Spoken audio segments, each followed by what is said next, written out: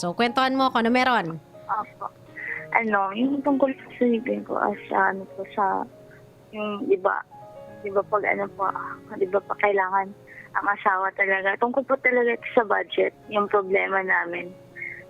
Mm. Opo, kasi sa amin dalawa po, siya lang po yung nagtatrabaho. Mm. Tapos, and then, pag sahod na niya po, yun lang pong kinaguguluhan ko sa isip ko kung bakit pag ako na yung gumastos sa pera niya, parang galit siya na hindi ko maintindihan, laging nakakasimangot, nagdadabog.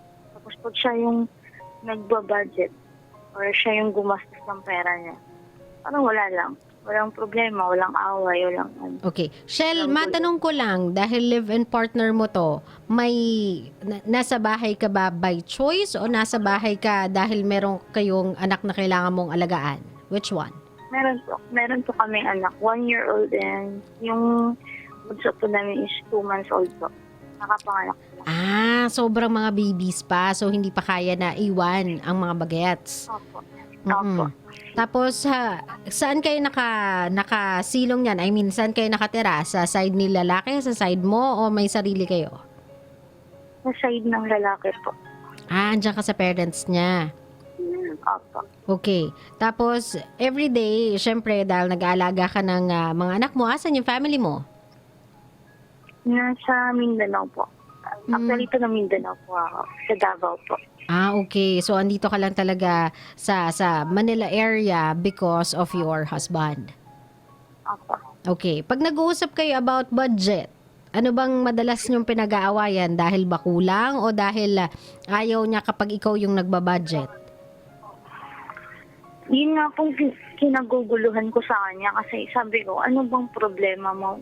Ba't pag ako yung gumastos ka, ang dahilan mo lagi is, ang dahilan mo lagi is magastos ako. Okay.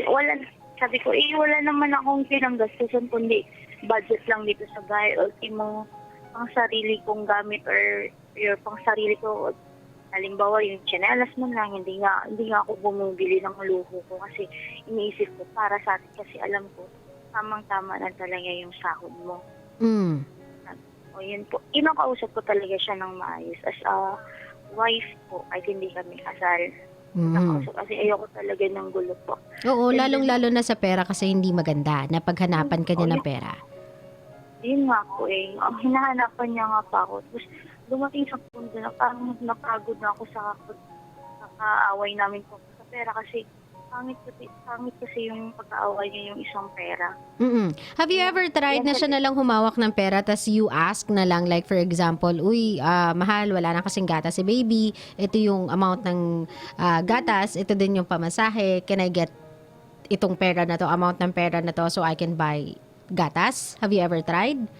Kasi kung parang feeling niya nalalamangan siya when it comes sa paggastos mo ng pera or kung feeling niya kasi parang hindi ka gaanong magaling humawak ng pera, then you might wanna try na siya humawak ng pera. O nga po, yun na po. Tinry ko na po, mga 3 months ago na po na siya na yung pinahawak ko sa budget. Pero walang nangyari talaga po. Mas lalo pong nagkaka-short kami. Mas lalong kinukulang. Kasi yung ako pa yung nagbabudget, tama lang talaga lahat-lahat. Ang gusto niya kasi mangyari, lagi siyang may makikitang pera sa wallet niya. Sa wallet ko. Sabi ko naman sa kanya, pinaliwanan ko, hindi mo magawang lagi yung may makikita kasi tamang-tama lang talaga sa budget kasi may mga anak tayo. Kailangan natin bilan ng diaper, gatas. Diaper, gatas pa lang, doon na tayo mas nalakihan. Sabi ko, kaya medyo tama lang, kaya medyo kunting tiis lang, sabi ko sa kanya. Kasi kung lumaki naman yung mga yan, nakakatulong rin ako sa'yo. Maganda yung maganda kasi yung way ng pakikipag-usap mo sa kanya eh. Yun nga lang siguro siya kasi na-first late siya. Siguro andun kasi yung paminsan-minsan syempre mararamdaman mo na parang katrabaho ako, halos mapagod-pagod ako every single day, and kapag uuwi ako, kulang pa din. I mean, saan napupunta yung pera? Ano bang pinagkakagastusan? Ganoon talaga eh. Kumbaga may mga times talaga na na-frustrate ka eh. And unfortunately, sometimes he'll take that frustration out on you. Yun yung pinaka-unfortunate part doon kasi you are the most, sabihin na natin, you are the person he is most comfortable with. Ikaw yung tao na pinaka-komportable kasi asawa mo eh. So if merong tao talaga makakita ng worse in him, there's no other person that can see that bukod sa'yo. So itong itong worst part na meron siya, na alam mo lang naman na lumalabas lang naman when nagkaka-leche-leche ng onti yung budget ninyo kasi sabihin na natin may unexpected na dumating o kaya medyo tumataas na yung konsumo ng bata sa gatas, tumataas na din yung konsumo ng mga baget sa diaper kasi yung isa 1-year-old, yung isa 2 months. So both of them nagagatas, both of them nagda-diaper. Tama? Yes. Mm-mm. Yes po. Nag-resort na ba kayo kasi naalala ko nung my little sister was a kid, para hindi kami masyadong magastos nun sa diaper, laging sinasabi ng mama ko na paggabi lang dapat naka-diaper ang bata. Pag buong araw nagising kami or gising yung mga magbabantay, which is kaming mga kapatid niya, lampin yung batang yun, hindi yun naka-diaper. Kasi ang Yes po, yan po. di Yan po ba? yung ginagawa. Yan po talaga ginagawa ko para makatipid lang O di po. ba? Grabe, I'm so ready for this. sobrang- Charot. Yun nga po pag nag-usap kami. Sabi ko, anong kulang sa akin na sobrang tipid ko na. Mm-mm. Tsaka ikaw na yung naghawak ng pera, bakit kulang pa rin? Itinipid ko na. Tapos, nung ako po yung nagbabudget, nabibilhan ko po yung baby namin ng malaking gatas at saka marami ang diaper. Ngayon po na siya na yung gumawa ng budget. Apata na lang po yung binili niya. So, sabi ko, sige, babudgetin na lang yung diaper na apata na ginawa. Tag-dalawang peraso yung dalawa. Ganito na lang, Shell, no? I mean, ikaw kasi matipid. Siya kasi maduda. Oo. Sabihin na natin na mas magaling ka talaga when it comes sa budget. If it was your own money, you could have done better. Yun nga lang kasi alam mo na medyo, alam mo yun, hindi pa siguro siya fully nakaka-adjust sa mundo na meron siyang anak. Kumbaga, meron pa lang siyang 1 year of experience sa being a dad eh. Kumbaga, meron pa lang siyang 1 taong experience sa pagkakaroon ng pamilya, and now he has to deal with 2 kids. So, sabihin na natin na medyo nagsistruggle si husband. Bigyan natin siya ng benefit of the doubt.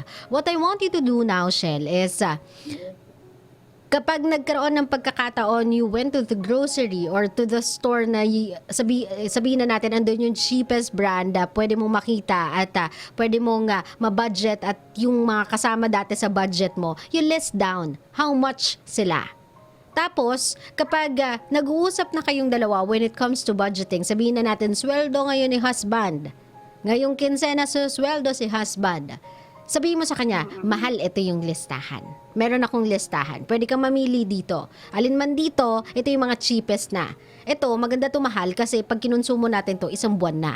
So, sa next, sabihin na natin, kinsenas na sahod mo, hindi na natin kakailanganin bumili nito. So, masasave mo yung a portion of your money sa'yo, o kaya pwede mo itabi kung saan mo gustong gamitin, pero ito lang yung pangangailangan. Sinulat ko na dito, mahal. Kumbaga, you are trying to budget without the actual money. Naiintindihan mo ko? Kasi when you say budget kasi, ikaw yung mismong nag-aatang kung saan pupunta yung pera. You don't have to actually hold that money. You don't actually have to possess that money. Kailangan mo lang ipakita sa kanya na last time kasi, mahal, nung ginawa ko to, nagkaroon tayo ng extra money. Nagkaroon ka ng extra money. And I want you to have that extra money. I want to help without holding the money. So that sa'yo yung pera, maramdaman mo na meron kang nasisave, try mo to, mahal. Bibigay ko sa itong listahan, ito yung bibili natin. Do not give me any money. Kung bibigyan mo man ako, sabihin na natin, 100 na lang isang araw para kunyari na may napadaan na merienda. Gusto ko yung merienda, gusto ko patikim sa anak natin yung merienda, at least may 100 kami a day to spend for miscellaneous na yan. Kasama na dyan kung kunyari nawalan akong conditioner, nawalan akong shampoo, makakabili akong conditioner shampoo with the 100 pesos. Sabihin na natin yan, Shell, kasi nagtitipid tayo eh. Sabi mo sa kanya, pero mahal, ito yung listahan. Dito makakatipid tayo. Kumbaga, you compute it sa harapan niya para makita niya na, oo nga, nakakatipid nga talaga si Shell. In a way, na ang lagi mo lang sasabihin sa kanya, Shell, na para may naiipon ka sa sarili mo. Para kunyari, meron kayong labas ng mga friends mo. Makakapunta ka dun sa labas ng mga friends nyo para makapagpahinga ka naman. O kaya para makabili ka naman ng gusto mo. Kunyari, napagod ka sa trabaho, tapos yung mga kaopisina mo nagyaya sa isang fast food chain para makauo ka naman sa kanila kasi meron kang natatabing pera. Lagi mo yun sasabihin sa kanya, Shell. Lagi mong ipaparating sa kanya na para to sa'yo, para to sa'yo, para to sa'yo, para may masave ka, para may matabi ka, para hindi ka laging pagod at walang pera. Pag nilagay mo kasi yun sa ganong konteksto, Shell, tignan mo yung magiging attitude niya. Magiging oo yan ang oo. Masusunod ka ng masusunod nang hindi niya mapapansin. Believe me, I've tried this one before and it was effective. Nakukuha ko yung tamang budget na gusto ko kasi alam ko na mag-work yung budget na yon without him being mad at me na nagmamarunong ako pagdating sa budget. Okay. Gawin mo siya in that way kasi sa tingin ko matalino ka kasi. Kumbaga, given a chance, madiskarte ka talagang tao. Given a chance na makapagtrabaho ka, I think you'll go far. I think your family will have a better future kapag nagkaroon ka na ng chance ang magtrabaho, Shell. Kasi nga, madiskarte ka sa buhay. Right now kasi, meron lang frustration si husband na I'm not earning enough. Hindi pa rin enough yung kinikita ko. Lagi pa rin kaming kinukulang. Lagi pa rin ako nanghihiram. Nasistress na ako. Kumbaga, Yes. alam mo yun, he's all over the place kasi hindi niya na alam kung anong gagawin niya. Aside from that, Shell, siguro nararamdaman niya na din na, aside from being a father, nararamdaman niya din na he is failing as a husband and a partner to you. Kasi, of course, this is not the kind of life na pinangako niya sa'yo. This is not the kind of future na gusto niya para sa'yo. Nung nag-assume siyang magkaroon ng family with you, this was not the vision. At andun yung hiya na, shucks, hindi ko maibigay kay Shell yung gusto ni Shell. Ultimo chinelas ni Shell, narereklamo niya sa akin na hindi siya makabili because of the money I earn. So, alam mo yung ego ng lalaki na parang, hindi ako nakakapag-provide sa pamilya ko, ultimo na lang sa asawa ko, ng buhay na feeling ko naman dapat meron sila. Andun yung frustrations eh. So, kapag nagkakaroon ng hanapan, silipan, kulangan, na-frustrate siya. At wala siyang ibang mapagbuntunan ng frustration na yon but you. And don't take it always na as if may problema sa'yo. Tignan mo lang siya, Shell, bilang isang frustration na kailangan niyang ilabas. Na every time na ganun siya, sabihin mo sa sarili mo, he is not mad at me. Hindi siya galit sa akin. Hindi masama yung loob niya sa akin. Naiinis siya sa sitwasyon and he is taking it out on me because alam niyang ako lang yung makakaintindi. Because alam niya out of all the people na kasama dito namin sa bahay, ako lang yung makakagets ng ganyan niyang ugali. Kasi ako yung partner niya eh. So, instead of taking it as a bad thing, I don't know if you can look at it rather this way, pero take it as a compliment. Na sa'yo siya pinaka-komportableng magpakita ng pinaka-down moments niya. Yung moment na parang walang-wala siya, wala siyang magawa, wala siyang maibuga, sa iyo niya lang yun kayang ipakita siya. Hindi niya yun mapakita sa mga magulang niya, kasi syempre parang sabi ng mga magulang niya sa kanya, yan, may pamilya ka kasi, hindi mo pa pala kaya. Kumbaga hindi niya yun mapakita sa ibang tao, hindi niya din yan masabi sa mga barkada niya na, Chong, di ko mabila ng gatas yung anak ko eh. Siyempre, mapapahiya siya bilang isang lalaki at bilang isang ama. Nagigets mo ko, love?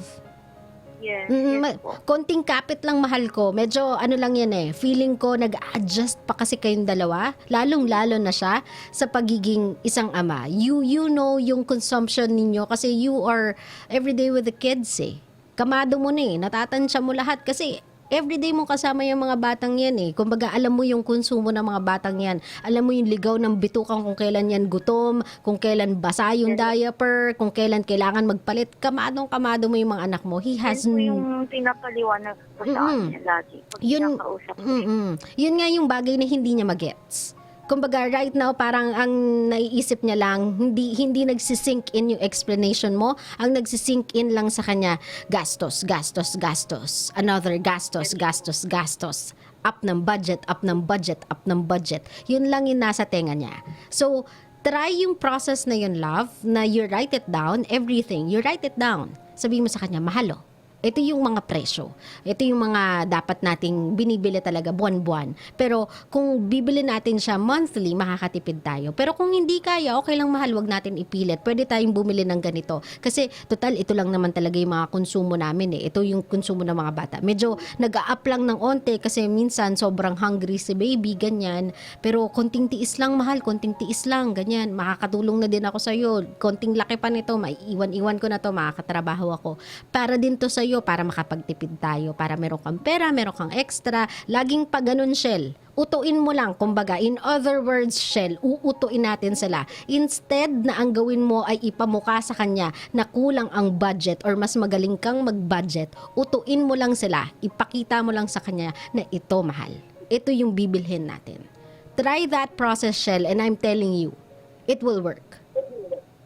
Sige po. Mhm. Thank you po. Maraming salamat. Alam mo, Shell, swerte yung asawa mo sa'yo at swerte yung mga anak mo sa'yo because I know na madiskarte kang klaseng ina. And sabi ko nga sa'yo, given a chance, feeling ko mas kakayanin mo tong mabudget at mas magiging maalwal siguro yung takbo ng pamilya ninyo once you are working. Pero, Shell, ito pa yung kaibigan na lang babae sa babae, ha? Yes. Awat na muna, ha? Bigyan mo ng magandang gap yung mga pag-aanak. Okay na muna yung 2 months na yan, saka 1-year-old. Masyadong dikit lang. Nasundan nga Oo. po. Nasundan po agad. Huwag masyadong mapusok. Huwag sunod-sunod, mahal ko. Hindi kayo makakabawi sa gastusin yan. Parang nagbabayad pa lang kayo sa pinampanganak mo nung una, may susunod ng pangalawa. Oo. Oo. Yan muna, ha?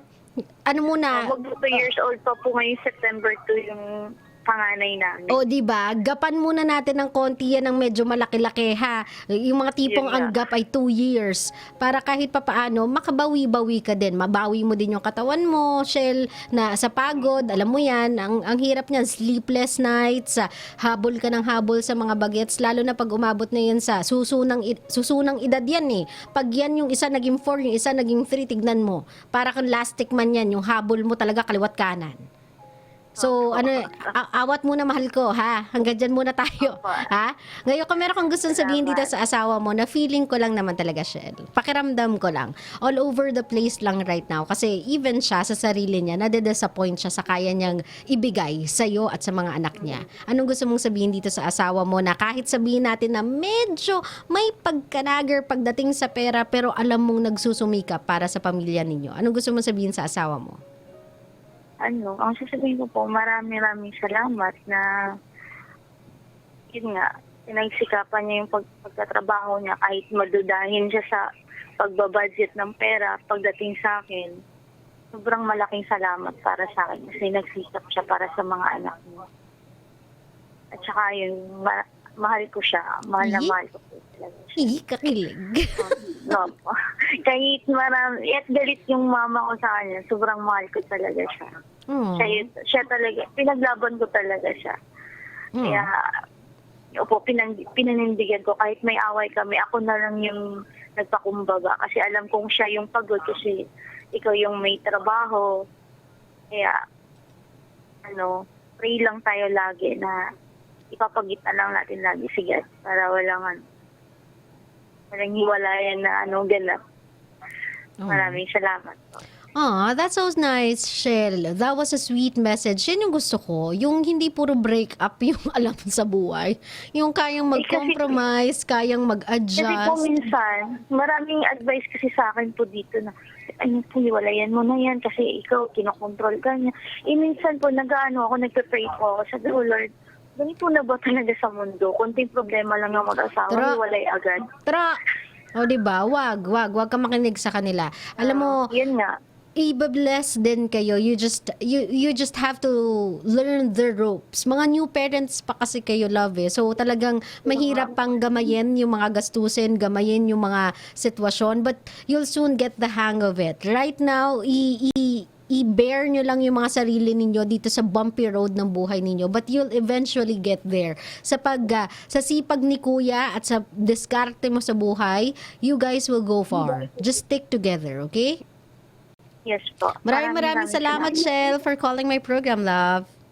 Thank you po. Ingat ka I love lagi. you. God Love you bless. pa. Thank you. may I love you ako on air. It's so sweet. Kinilig.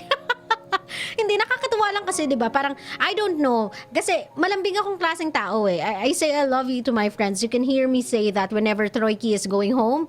Tapos magkikiss siya sa akin, lagi kami nagsasabihan ng I love you. Ganun ako kalambing na friend eh. So, kapag sinabihan mo ko ng I love you out of nowhere, I'll say I love you too in a snap. Kasi I appreciate people who appreciates me. Wala lang, natuwa lang ako. In-explain ko lang.